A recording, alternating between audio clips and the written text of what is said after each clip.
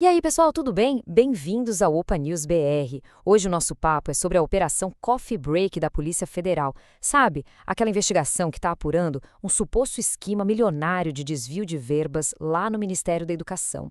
Para não perder nenhuma das nossas análises, já aproveita e se inscreve aqui no canal, beleza? Então, a grande pergunta que fica no ar é essa. Afinal, o que é essa Operação Coffee Break e quem são essas pessoas que a Polícia Federal está mirando que parecem ter conexões políticas bem fortes? É isso que a gente vai desvendar agora. E para a gente entender essa história direitinho, montamos um roteiro bem claro. A gente começa vendo como a operação surgiu, depois quem são os alvos, como o esquema funcionava, qual foi a ação da polícia, as respostas dos envolvidos e, por fim, por que tudo isso é tão importante para todo mundo. Vamos lá. Bom, vamos ao começo de tudo. A Operação Coffee Break basicamente botou uma lupa em cima de um suposto esquema para desviar dinheiro público. Dinheiro que deveria ir, claro, para a educação.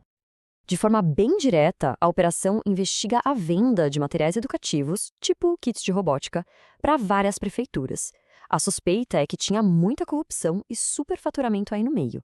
E o nome, Coffee Break, provavelmente é uma alusão àqueles encontros informais, sabe? Onde os acordos eram fechados. Olha, e a lista de possíveis crimes é pesada.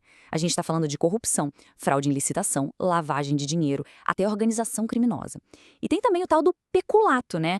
Que é basicamente quando um funcionário público desvia um dinheiro ou um bem que ele deveria estar cuidando por causa do cargo que ocupa. É coisa séria mesmo.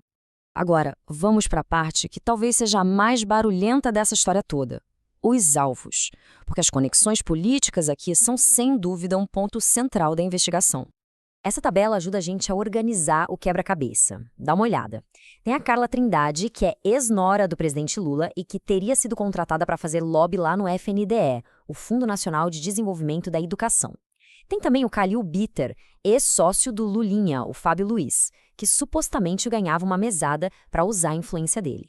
E a lista continua com empresários e políticos, como o vice-prefeito de Hortolândia, que chegou a ser preso preventivamente. E esse detalhe aqui da investigação é fundamental. De acordo com a PF, assim que as eleições de 2022 acabaram, o empresário André Mariano teria começado a pagar uma mesada para o Calil Bittar. A ideia seria apostar na influência dele junto ao novo governo para facilitar as coisas, atuando como lobista. Tá, mas como esse esquema todo funcionava na prática? Vamos entender agora o passo a passo de como esse dinheiro da educação supostamente ia parar em outros bolsos. O mecanismo, segundo a investigação, era mais ou menos assim. Primeiro, a empresa Life Tecnologia vendia os kits de robótica e livros para as prefeituras com preços bem inflados. Segundo, essa grana extra era desviada para empresas de fachada. E terceiro, esse dinheiro era usado para pagar os lobistas que, com sua influência, facilitavam os contratos. Diante disso tudo, a Polícia Federal agiu. E foi uma operação de grande porte. Os números que a gente vai ver agora dão uma ideia da dimensão da coisa. 50. Esse foi o número de mandados de busca e apreensão. Isso significa que a polícia entrou em 50 lugares diferentes para recolher provas. Isso mostra o tamanho da apuração, né? E seis mandados de prisão preventiva. Essa é a medida mais dura numa investigação que acontece quando existe o risco dos alvos atrapalharem o processo, fugirem ou, pior, continuarem cometendo crimes. E não foi uma ação pequena, isolada. A operação se espalhou por 3 estados: São Paulo, Distrito Federal e Paraná.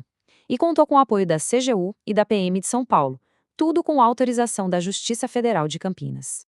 Bom, toda história tem mais de um lado, certo? Então vamos ver agora o que os citados na operação estão dizendo e quais foram as consequências imediatas que ela já causou. A Prefeitura de Sumaré, uma das cidades envolvidas, soltou uma nota. Nela, eles dizem que os contratos investigados são lá de 2020, da gestão anterior, e que o município está colaborando totalmente com a polícia. Já a defesa do Mário Celso Botion, que é ex-prefeito de Limeira e um dos alvos, afirma que a licitação dos kits de robótica foi totalmente legal, transparente e que seguiu todas as regras da administração pública. Uma consequência política direta já aconteceu. O Mário Botim, que tinha um cargo na Secretaria de Governo de São Paulo, pediu para sair logo depois da ação da Polícia Federal. E agora, a gente chega no ponto final, que talvez seja o mais crucial de todos. Por que uma operação como essa importa tanto? qual é o impacto real de um esquema desses na vida das pessoas? A Controladoria Geral da União, a CGU, resumiu isso de forma perfeita. Pensa só, esse dinheiro que some pelo ralo da corrupção é o dinheiro que deixa de ir para a reforma da escola, para a merenda, para o salário do professor. E quem mais sofre com isso? Claro, as comunidades mais pobres, que dependem 100% da escola pública. No fim das contas, o que está sendo roubado é o futuro do país. E fica aqui uma reflexão. Operações como a Coffee Break, infelizmente, não são novidade, mas os esquemas parecem sempre se reinventar.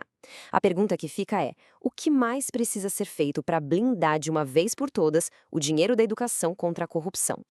Essa foi a nossa análise da Operação Coffee Break. Para continuar por dentro dos assuntos mais importantes do Brasil, com explicações claras e diretas, não se esqueça de se inscrever aqui no canal Opa News BR. Muito obrigado pela companhia e até a próxima!